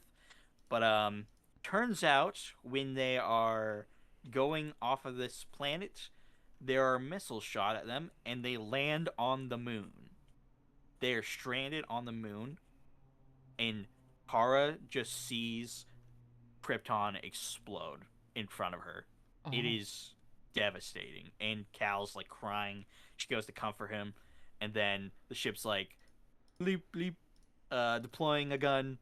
Take this. There's an anomaly, and the last thing is Kara holding Cal, pointing a gun at this silhouetted creature with like sharp fingers, and it's like crazy. It's like holy shit, like we're already off to like a crazy start here. You got to see like her normal life a little bit before things went bad, which I always think is an interesting insight because Kara, she had that life before Cal did. She has more of an understanding of like what happened before Krypton, you know, got destroyed and whatnot. He was a baby, he didn't remember any of it. She was a teenager. She went and experienced life there. So she has more of like this warning for it than I think Superman could ever have, because she's like, I literally experienced the planet. Had people that I loved and everything. Like I actually knew them, and I can never have that back. And I feel like a stranger here on Earth. And this is like crazy because it's like now they're both so close to this destroyed planet. They're on this what looks like to be kryptonite moon with creatures, and now she's gonna have to like use the ship that was prepared by her uncle and her father to save Superman and maybe get to Earth or figure out what's gonna happen. So I'm interested to see what happens in this. It's very cool. I give it about a 7 out of 10. It's a Yeah. very interesting premise. I'm gonna read more of it. Yeah. Cool. All But back right. to what you were talking about. Now it's going being too fat. fast with Sonic. Whoa. The Metal Legion. Lex fucks Rouge in this. Yeah, there was heavy implications So, of that. so there's a scene where it's like, so basically the entire plot is like, Eggman and like Lex are like, ha, that idiot is so stupid that, but I'm gonna win out in the end. They like have their own conversations. Like they even Eggman like wears fucking Lex's suit and and you see the panel of like Yes. Lex going, what the fuck is he wearing? But like Eggman and Catwoman were like, haha, that Lex guy is fucking stupid. I even wore his Fell for stupid it." suit. And Catwoman's like, wow, well, you can't understand the Justice League. And then Lex and Rouge are talking. Lex like, haha, that fucking Eggman is so stupid. I'm going. They even like say like the same like lines of like, I'll have two worlds in one blow. And if Eggman tries anything, I'll see it coming mile away thanks to my spy. And Eggman says, where is it? I swear he says the same exact thing. Yeah, I've used the Legion of Doom to set up my ultimate victory over Sonic and the Justice League. Tomorrow, I'll have won two worlds in one blow. And if Lex tries anything, I'll see something coming a mile away. And I then love like, Catwoman's face is in those last two panels where she's like, "Tell me more, tell me more." and so like, Lex and Rouge are like talking and sharing like champagne or whatever. And then like the next day, Lex is like, huh, blasted bat kept me up all night. What do you mean kept you up all night? Yeah. Did you have sex with the I Which would is too, but like did you do Which that? is crazy to say because this is like ages. Oh, it says ages 13 and up on this. I just noticed that. So I guess they did. Did they fuck? I mean, I would too, but like did they I fuck? don't blame him. I mean, they drew Rouge like this for a reason. But like, Like- the reason why they're like doing this is because like they were paid by the Justice League to spy on them, basically. That is hilarious. I love they're like, oh, I understand. Like Rouge and Catwoman are like next to each other, just like having fun, being like, we're thieves and we know each other. Like we're epic. I just but love that. like all of the other like Legion Doom characters are like blowing up various places. Like, the not Doctor Octopus. He's not Doctor Octopus, but he's Doctor No, Octopus. that's Gizmo. So Gizmo, He does look like Doc Ock, who is though. not Doctor Octopus, He looks a lot like Doc Ock now that I think about it. is stealing stuff when you from said like that. Chemical Plant, Sinestros on Soliana, and like Cheetah and Captain Quarter like in. Cheetah looks DC and absolutely Kansas. unhinged. Doesn't Yeah, she? she in this entire issue, she looks so like scary. She's creepy. I was like, Like damn. they're just like blowing a bunch of different places. Like Station Square appears, you know, from Sonic Adventure 1. That's really cool. And Eggman's like, attention people of Metropolis, I'm gonna declare war or whatever. And like you see like just like people just watching, and you see like Clark can just be like, okay, I'm just walking away. Like he it looks like some guy going, just another day in Metropolis, I guess. I love that. And Clark's just like, oh my god, come on again. But like he shows up, and like they want to beat up Eggman, but like the Red Sun shows up, and Superman's like, Red Sun, and Knuckles like, okay, destroy all the Red Suns, and Eggman's I like, love what that. the fuck? I love that Knuckles is just there to like help out. He's just like, don't worry, I got this. We see Batman and Shadow. Batman's in the Shadow's in the Batman armor, which is really nice. But like they're chasing down Black Manta. Sonic and Flash, whoa, are like helping Central City, like Captain Kosick and stuff. Silver and John Stewart are fighting Sinestro, which is really cool. They see Wonder Woman by the and way, Amy fighting Cheetah. I'd like to say something real quick. What? Sinestro says, beware the pride before the fall. How could he say that? It's Pride Month. How could he say that? That coward. Sorry. And then we see Gizmo and like Cyclops and Tails fighting, and Central Plants. They're all like doing their own things, but they all lead them back into a central area, and they're all like, "Oh, I trapped all of you in null space." From Frontiers? Are we seeing the little girl from Frontiers in this soon? Interesting. Oh shit! Is that what we're gonna get? That'll be cool. Yeah, because that's null space. That's from Frontiers. And it's like, Oh, okay, yeah, we're gonna see some Frontier stuff in this. Who is writing this? This is Ian Flynn, so he does know his Sonic stuff. I mean, he does know his he Sonic did stuff. write Frontiers. Yeah, so that makes sense. But what's interesting, something that I noticed. Have you played Sonic Forces? I know what Sonic Forces is. Yes. So in the unfortunately. Gametropolis panel of Sonic Forces, there's a little red fox. That's Avatar. The customizable like player character. He shows up as a cameo in this. Now, why does he wear a fucking gamer hat? Why isn't he a gamer? Why isn't he a gamer? Where is this at? I'm trying to look for this. It's at like page 4. Yeah, it was page 4. Page 4. And it says Gametropolis, Sonic's Earth. And it's a bunch of like casino stuff. And Avatar is there. Oh With my like God. some girl. You're right.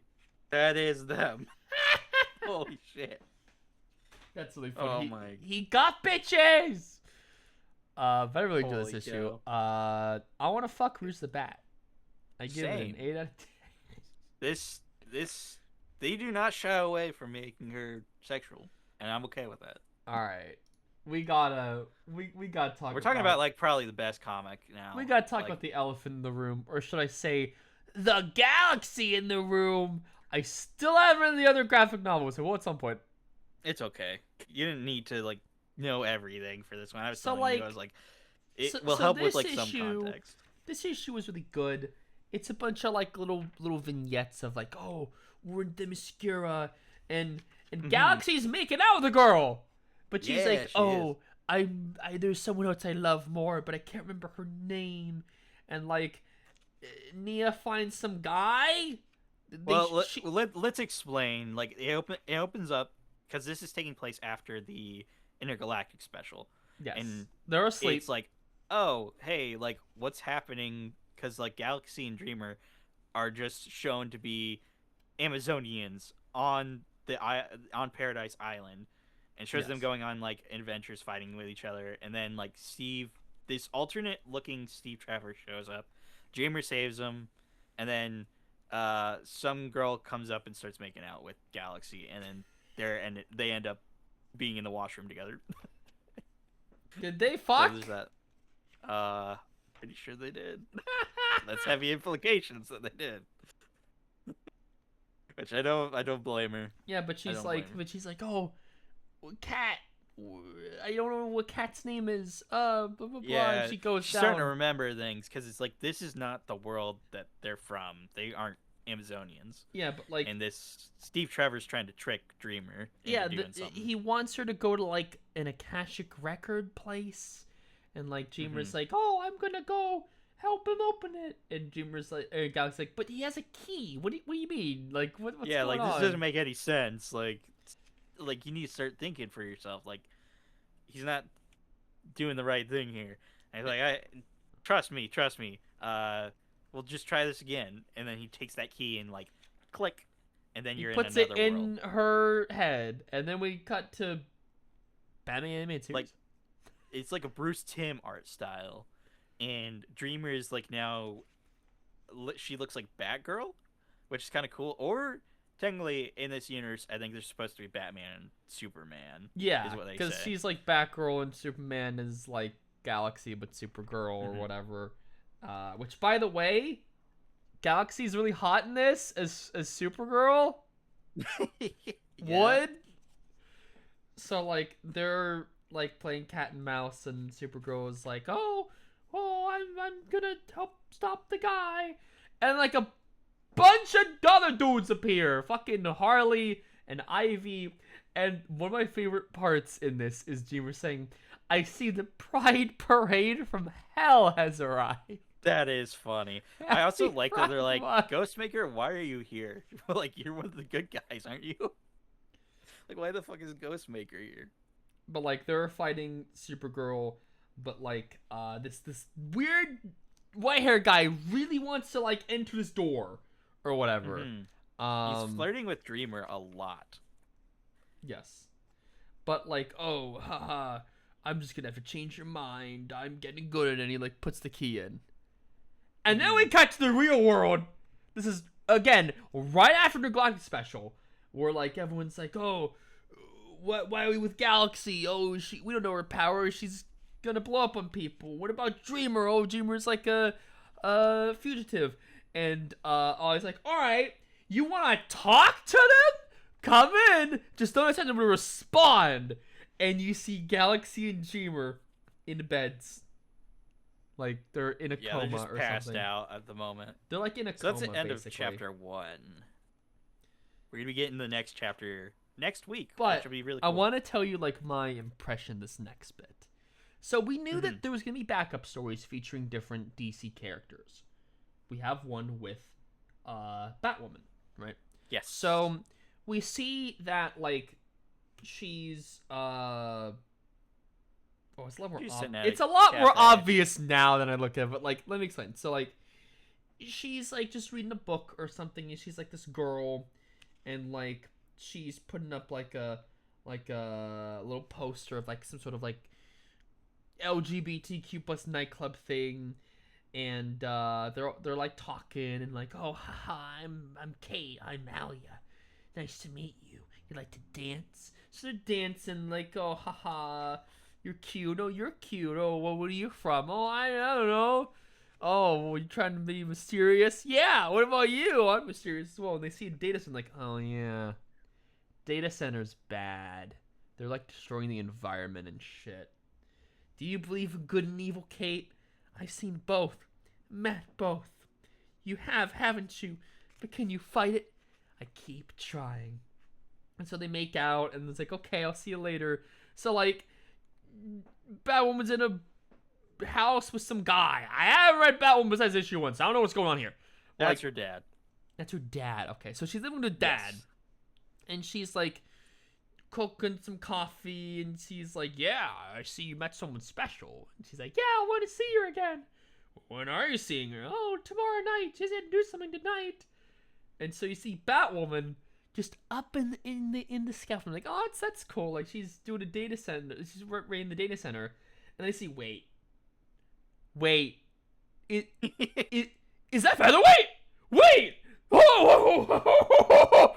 So I turn the next page. They're like, "Oh shit, it's Featherweight! Oh shit!" And the thing started clicking, and I'm like, "Oh shit! They didn't throw her away!" I'm so happy for that. I picked up on who it was earlier. Like it took me like maybe to the second Oh, page. it And I was took like, me oh, until the shit. very end to be like, "That's Featherweight." I And was she's shit, like, it's she has Alia. a different outfit. It's like a darker outfit. My thing to you, and I was telling you like I am theorizing, since she has like somewhat of a cat theme going on, is Greg Rucka trying to make her into Batwoman, like her Catwoman in this? I wonder if she's gonna get an actual suit and everything. But like at the same time, I'm interested to see the story, what happens with Featherweight, and like see her cause more like ruckus with these AI centers and like Ruckus all these from things. Rucka. Yeah. Wow. I wasn't even thinking of that. But I think this was an amazing issue. I think like the Dreamer story and everything was really good, but I think we were both excited to see Featherweight come back cuz She's it's like back. They didn't throw her so away from backlash from Twitter weirdos. Like she's we back. we love seeing like and I say I was like it'd be really cool to see like another new trans character that just got introduced be involved with this, and then And he she's did. there, and I think that's so Like cool. I was hoping that like when we were talking about the whole like Featherweight thing, because like this was when like Rob the Justice League Hmm. and everyone's like being weird on Twitter. This is at the Only start of the Twitter, year by the too. way. Everywhere else was like, "Yeah, I like her," but Twitter was like, "No, basic fit, blah blah blah blah." I was like, Hmm. It was like I TikTok, I think too. I was like, I want to see Featherweight reappear in like a Pride special later on and have some further place in the DC universe. And I got Mhm. my wish. You could see my So dream apparently she'll show up came more true. in. Oh my god! Apparently she'll show up more in the Batwoman run. So whenever she shows up, I'm picking that book up just to Yes, see what I'm happens picking to it her. back up only for Featherweight. Yeah, it'll be really cool to see what they do with her. Hopefully they give her an actual costume. Here's the thing. Twitter No, that was weirdos Fantastic maybe Four. Twitter weirdos more because age gap. Now let me Yeah, elaborate on this. I Right? I I mentioned that to you. I was just like I am like a little bothered by the age gap. Like I didn't know how old she was, but like I think it was explained a little bit better when I did more research. So let me explain this. So I am a trans woman in like my mid 20s, right? Around the same age or a little more than like Featherweight, right? Mm-hmm. And Batwoman is in what, like her 40s or 30s something? at least. She's like at least 35 here. Well, my girlfriend just turned 37 like yesterday as the time of Mm-hmm. recording. So like if Featherweight is like it says in her profile she's like 25, but like there are theories she may be a little younger than that. Not like too young. I think maybe 21, 22 at the least. Dating someone who's like in her mid 30s. That same age gap as me and my girlfriend. So it's like Yeah. it's not that weird because like a lot of trans people kind of just like date a little bit further in like the age gap. Of course legal, but like still like a little bit in the age gap. So like it's not weird to me because I've experienced that before. So I'm wondering what's gonna be like for like oh, it's gonna be generational like queer relationships or some shit like that. Like I'm gonna see if they even touch upon that. I don't Yeah, know. that will be interesting if they do. I just have a feeling that like Twitter weirdos are gonna be Twitter weirdos some more because if they're gonna be Twitter weirdos about like, oh, her basic Amazon fit, oh, she's bad trans rep, oh, she's just the cat girl, puppy girl, blah blah blah. Wait till they see that, oh, this Batwoman is totally grooming featherweight and blah blah blah blah blah. I don't want to see that. Yeah, I don't want to I fucking don't see want to that. see that either.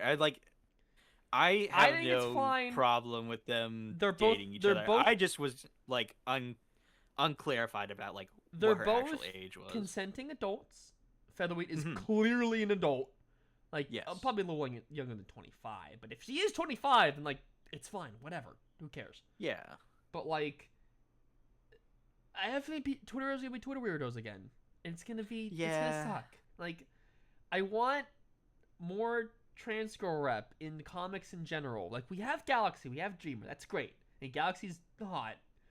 But I want to see more, like, trans girl rep in, like, DC Comics. It'd be nice. It'd be cool. It'd be cool to see some non-binary characters too in trans men eventually.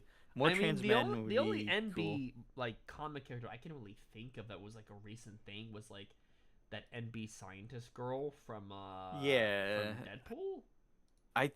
I'd have to look at the Pride special for DC, like the past one, but I say think they NB did cover. scientist girl. That's contradictory. NB scientist. Yeah, yeah. I was gonna say for a minute, but yeah, it was a good issue. I thought Dream Girls is really exciting. I can't wait to see what they do in the next issues. Yes. So, we'll see next week. We're gonna be covering it this whole entire month. You know, speaking of dreams, dreams are a taste of death. And speaking of death, Dead Man. This was really good. So I knew nothing of the character of Dead Man when I was reading this. Apparently, it's his origin. They explain this in the comic. It's this guy who got brutally murdered by another guy when he was like doing like circus stuff. Yes. A Hindu god comes down and she's like, "Hey, you're gonna become a custodian of the souls now, and you have all these powers." It was like a it takes place in a hospice, and like Dead Man's sort of like a janitor in here, like he's trying to be a janitor or whatever. And his power is he can go inside other people's minds. So we see like this one guy who is like dying. He's supposedly the father of fracking or whatever. And he like enters the body of like a doctor and like tells the fracking guy like, "Hey, you polluted the water, you poisoned the air, you're terrible, and like we're going to you're gonna be sent to the hereafter and like get judged by karma." And then so it's like, "Yes, oh God, thank you, yes I will." Like he was dying, he wanted to die. So the custodian job is like get the soul out of the body. Just it's like it's kind of like death. He's kind of like death. Yeah. There's even parts where like he's in another hospice room, and like the soul is stuck in the rigidity of rigor mortis. It's like she wants to like get out of her body, but she can't. So she like, okay, just pull her out. There's like this one girl who's like, "Oh, I'm dying. Oh, I'm so young." Like she's in high school. She's a high school senior. She's dying, and she's like, "Oh," Shit. and then she stops, and then she dies. She's like, "Oh, I died, didn't I? Rotten luck. I'm gonna miss prom." So like, yeah, just like here, I'm gonna use some saffron. Okay, bye. And so she fucks off. But the guy's like, "Oh no, I'm gonna miss my bus. Dead Man wants to take a bus or something?" So he takes a bus. We cut to this weird rich guy who's like putting a bunch of like youth ointments on his face and shit. And he's like, "Oh, I'm a spring chicken attached to its egg." And so a bunch of maids are like, "Hey, what the hell? There's this one guy. He wants to see you." It's a guy tied up on a chair. We won't go over that right now. So Deadman gets off the bus and he's like, "Oh, I like going in people's minds, like seeing what they're thinking of and their hopes and dreams." And he gets off the bus and it's this little like neighborhood called Robertsville. And this has a bunch of like ghosts and like paranormal stuff. Like there's this couple that keeps arguing on repeat. There's this one girl who died of an aneurysm, who like is a little bit bipolar of like, oh, I'm thinking this thought, I'm thinking this thought, I'm thinking this thought, I'm thinking this thought.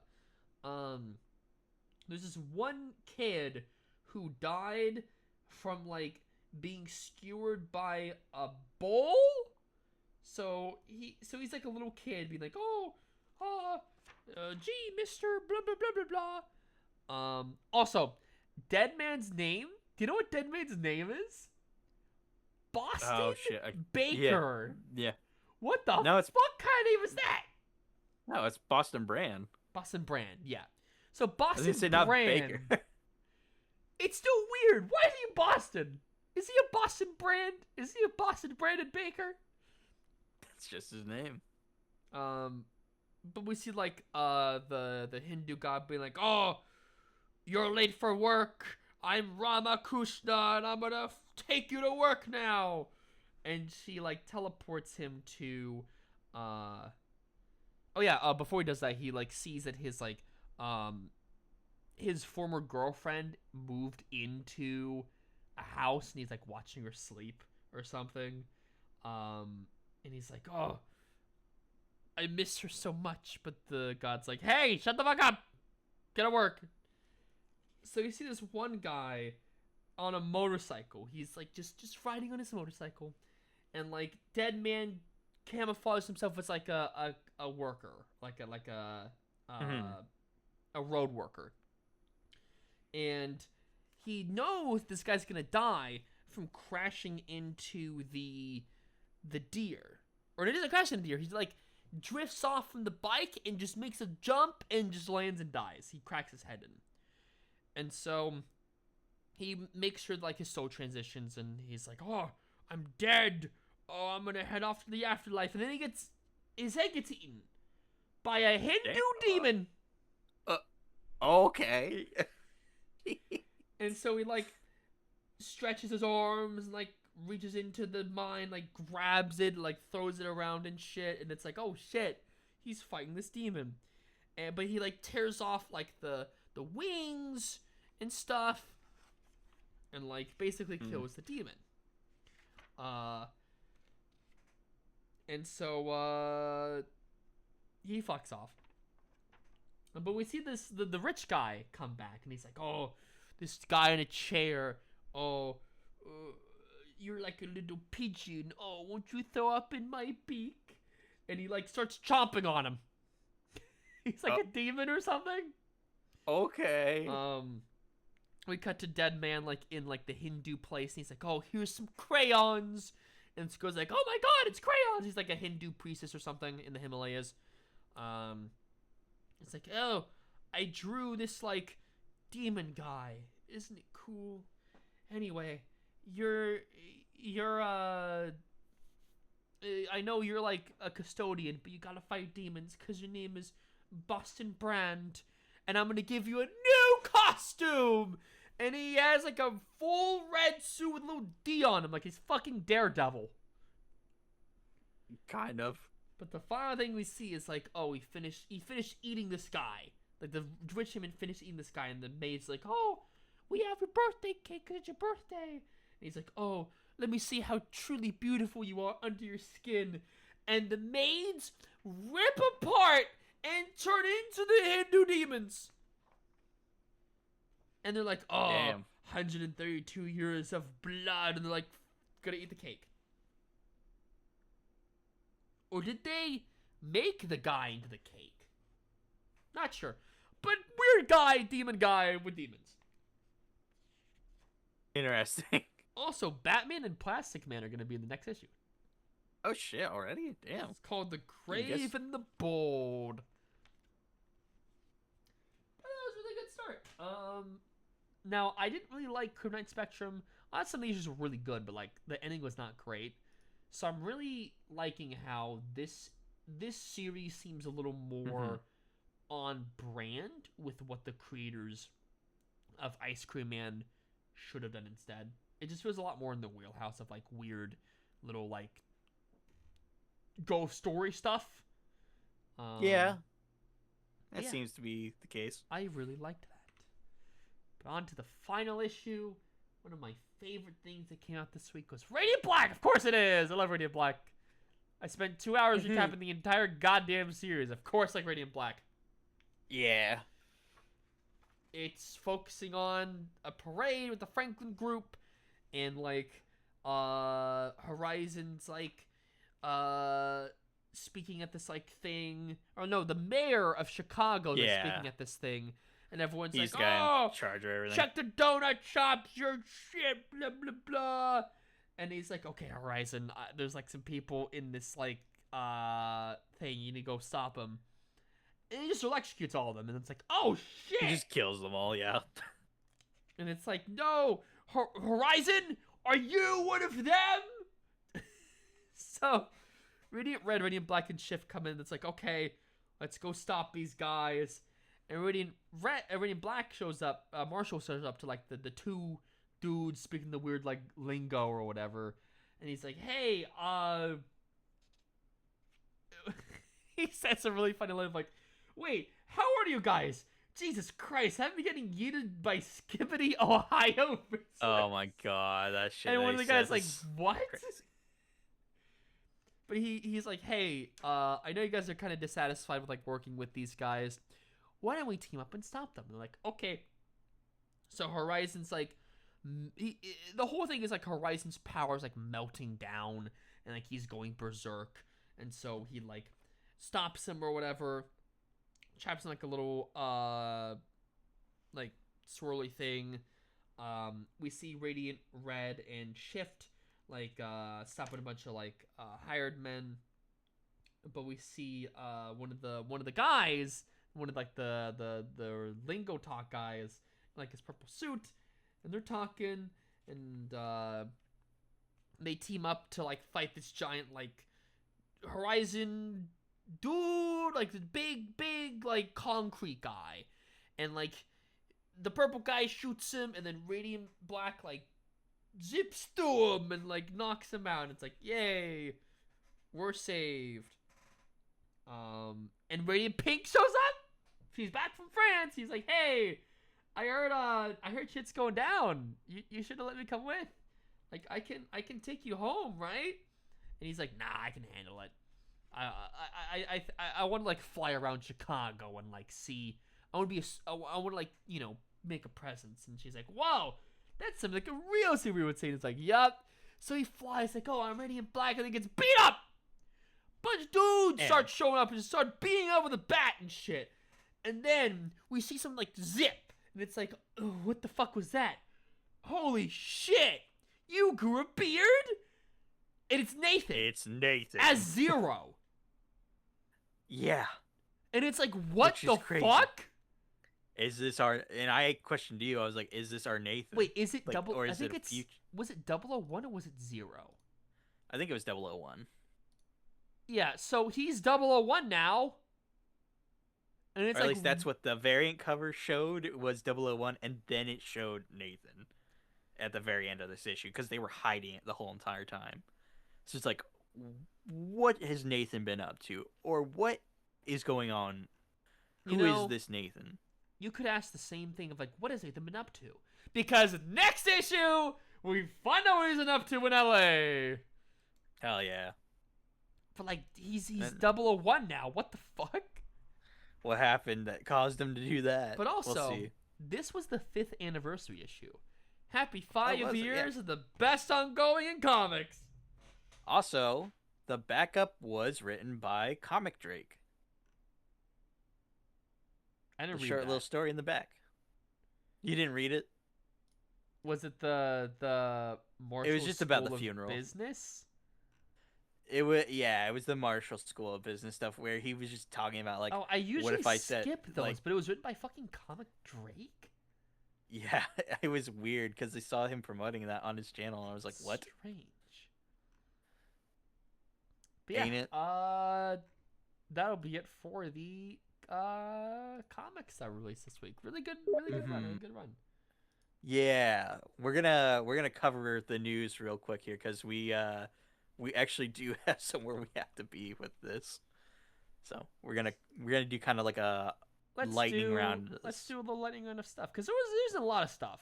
Like Yes. we know that there's a new Avengers ongoing going on, Earth's or Mightiest coming Survivors soon.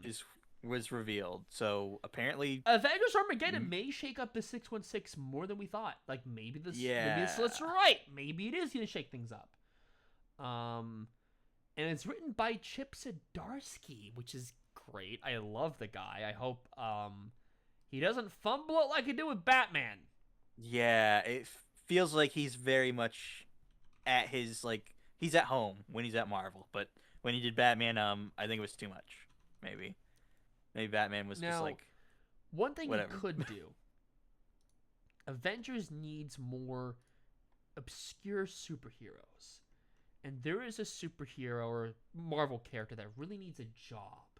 So I'm thinking, since he wrote him in the past, there is a possibility, a non-zero chance, that Howard the Duck finally becomes an Avenger. Oh my god. Couldn't you imagine him going alongside Captain America and Captain Marvel as a duck? He's just banging broads while they're saving the world. And also, it is 2004. A Daredevil writer, Brian Michael Bendis, takes over Avengers. It is 2015. A Daredevil writer, Mark Waid, takes over Avengers. It is 2026. A Daredevil writer, Chip Zdarsky, takes over Avengers. Oh that my was a God. League of Comic Geeks comment by Azred that I'm like, that's really funny. Mhm. I'm excited for it. I don't follow characters. I follow creators. Because a lot of people being like, ugh, a lot of this team is just Bendis' Avengers. Yeah, And so I- Bendis Avengers was awesome and epic. yeah, I'm gonna get this. I want to see what variant. Oh, wait. Here's something. Did you know that one of my favorite artists is working on this? Marco What? Cicchetto is doing the Oh, yeah. interiors. He's not Oh, just the doing. interiors of the Earth's Mightiest Survivors? Yeah, he's not just doing the cover. He's doing Oh, shit. the art. That's insanely awesome. If he is a mainstay artist on Avengers, holy shit. This Yeah, is gonna then be epic. They're actually like gonna bring their A game for this. So I wonder what's going to happen if like because it's Armageddon then Survivors and it's like oh shit is like the world gonna be destroyed? Yeah, what's Who gonna knows? go on, basically? We'll see. Then you sent me Fantastic Four First Foes. Yeah, They're doing more of these. so there's a new there's like the Shala Ball one. There's one about Dragon Mhm. Man, which is interesting. Interesting. Did I send Seems you they want to the- make more adventures for them before they went to like the other universe, like the main Marvel universe. Yeah. There's also I want to show this because like this is a very strange thing that I saw. So DC Go is like the Infinity Comics line. It has nothing but Yeah. Nightwing and shit like that. Like weird. I think bad it has shit. some of the young adult stuff too. They release it that When I way. saw this on my League of Comic Geeks app, what the fuck is this? Is this a fucking event comic for a goddamn Infinity Comic series?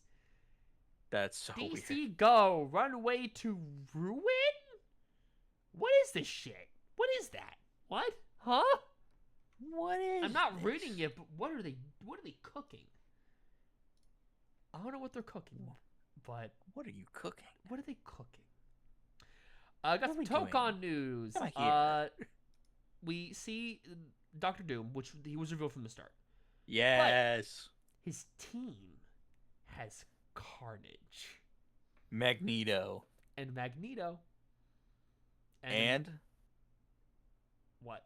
the Green Goblin. And the Green Goblin. Yes. Somebody made a post that's like, I hate Spider-Man so much, I got two of his villains on my team. It's crazy. It's a great team, though. Like, I can't wait to see how that plays. Tokon definitely seems to be like shaping up to be like a really cool game. We got one more team, and it's Ghost Riders. And I'm having a feeling that I know who's going to be on it. Punisher. The Marvel Knights. Maybe some Punisher. I mean, he is in Marvel Knights. Maybe we'll see Doctor Strange. Maybe Daredevil. That'd be kind of cool. But I feel like it's more of the supernatural characters. Maybe we'll see Morbius. Maybe we'll see him more about. I'm morbid out. I'm morbid out. Oh, he's gonna morb all over the team. Oh no, hopefully not. We Uh, also got some cool set photos of Lex Luthor in an actual suit on the set of Man of Tomorrow. So Let me see if once I can get it up again, really quick. James Gunn is doing practical effects. We saw the behind the scenes after like the Superman movie came out that the robots in that movie were actually there. Like they're real, and I thought that was really The cool. robots are real? Oh my god. I know, it's crazy. Yeah. Robots are So real. so this image. Yeah, it's really cool. He's walking around set on that, like in that big power suit. It's like a comic accurate suit too. It's actually Yeah. really cool. Somebody did point out that his logo is not a LexCorp logo. It is a Argus logo. So apparently Argus has something to, I'm guessing that it's Lex and Argus like working together Oh, because keep in mind, like yeah. Rick Flag and Lex Luthor kind of teamed up to make the Yeah, whole. he did kind of start slobbing on his knob at the end of season 2 of Peacemaker. Yeah. He was doing I said once I saw. Was it called like Paradise or something? Yeah, they were trying to find the Paradise universe where they were just gonna send all the villains and What was it called? metahumans. Do you remember? Oh, Paradise Lost or whatever. No. That's a totally different thing. Are you talking about a storyline? It was Peacemaker season 2 Door universe. Yeah, but what the fuck was it? I think it was literally called Paradise. Was it called Paradise? Or they just didn't even have a name for it. Maybe. It's been a few months. It was. I'd have to go back. It and was. watch. It said like it was. It was a name. I keep forgetting it. It's gonna fucking. Salvation. Salvation. It's called Salvation. That's what, yeah, because Salvation Run. That's what it was called. Yes. So like he helped him with Salvation or whatever. So I'm wondering like what's gonna happen with like that, because that's we said that James Gunn was like, we're gonna touch on that in Man of Tomorrow, and it's like, okay, how? Like what's gonna happen basically? And we know that there's other characters. There's like this like old Superman villain who's like this like supermodel girl was like a alternate Superman or whatever. We have Lex, we have Brainiac. It's gonna be interesting to see like what Superman 2 is really gonna bring. Yeah, it'll be very cool. I'm excited for obviously Supergirl is gonna appear in there, right? I hope so. I am. Her movie comes out at the end of this month. That end of the month, yes. Same. That's gonna be so. It's gonna be fun. We're gonna give our thought. We're gonna have like a whole section of the show where we give our thoughts on that movie. Yes. And when Lanterns comes out too. When is that coming out? August. I want to say. Oh. I think that's when it's coming out. Cool. So it's not too long after Supergirl. What else do we have? We have Shaq teaming up with Archie Comics to develop a comic called Vengeance Unchained, which sounds freaking cool, but also like, damn, Shaq, you got your fingers in everything.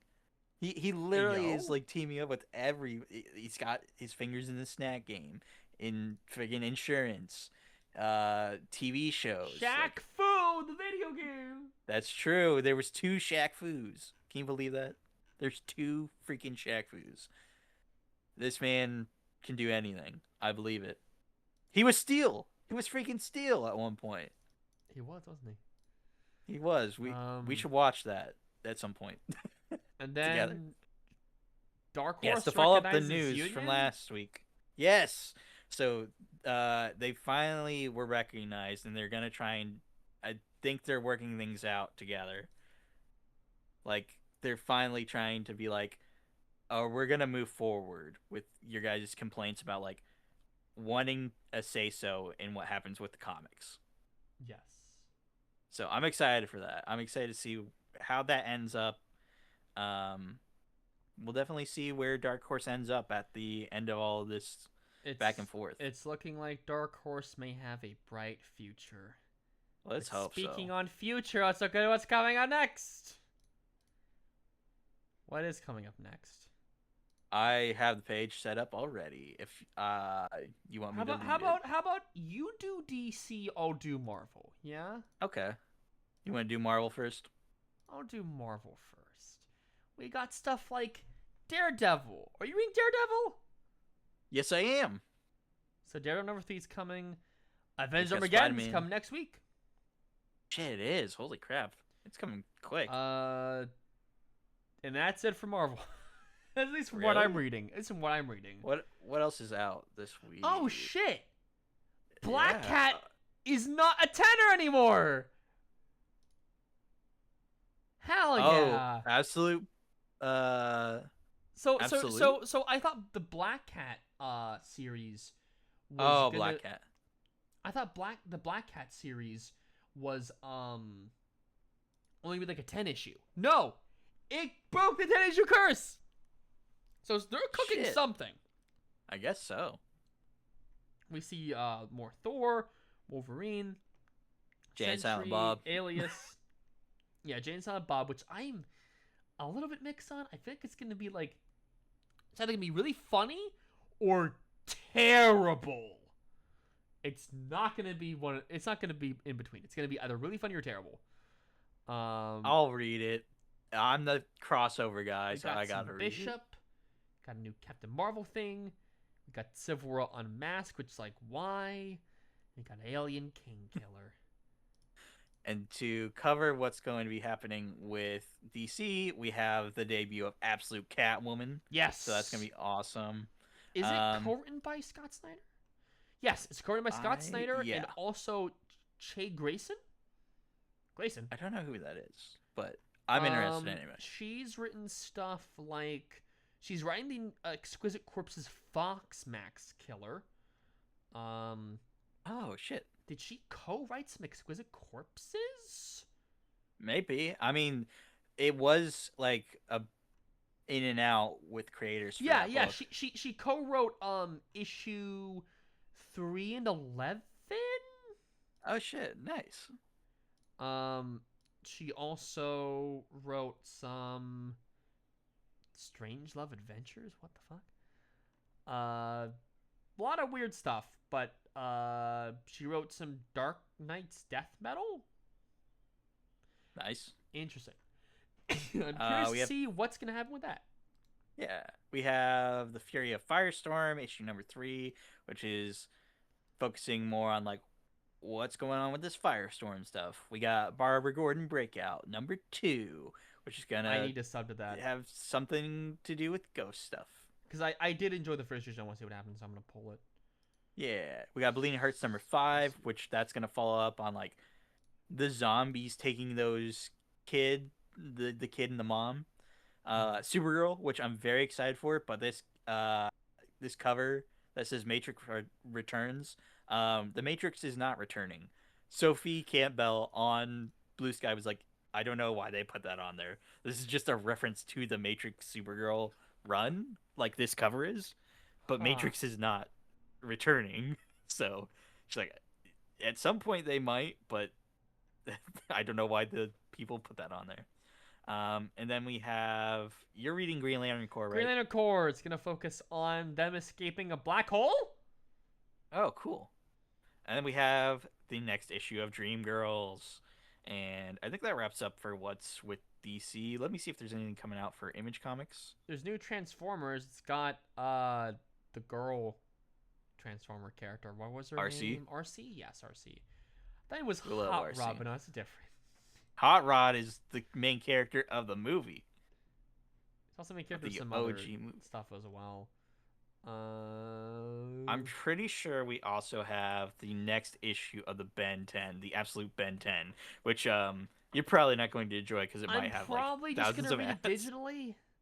It had a Yeah. shit ton of ads. I'm gonna read it digitally. Um, Yeah.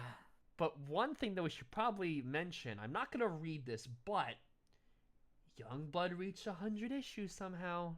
Yeah. Oh, Somehow young blood returned. yeah, exactly. That's what I'm saying. That's literally like what I was thinking But of. yes, It's so Ben weird. 10 number 2. There's a Muppets comic. Interesting. Yeah, it's the Muppets Noir, right? Yes. I think I mentioned that a while back. And that's Baby That's it? Garfield. What the fuck? What? Boom Studios, Garfield. Baby Garfield. But yeah, Jesus. that'll be about it from us for All right. now.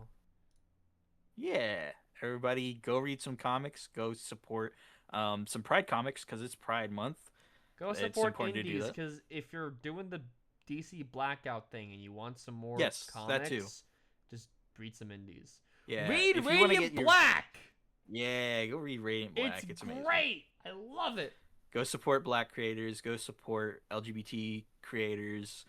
Um, give some views to people that need it. Yes. So We'll everybody see all have a of good you day. next week. Bye. Bye.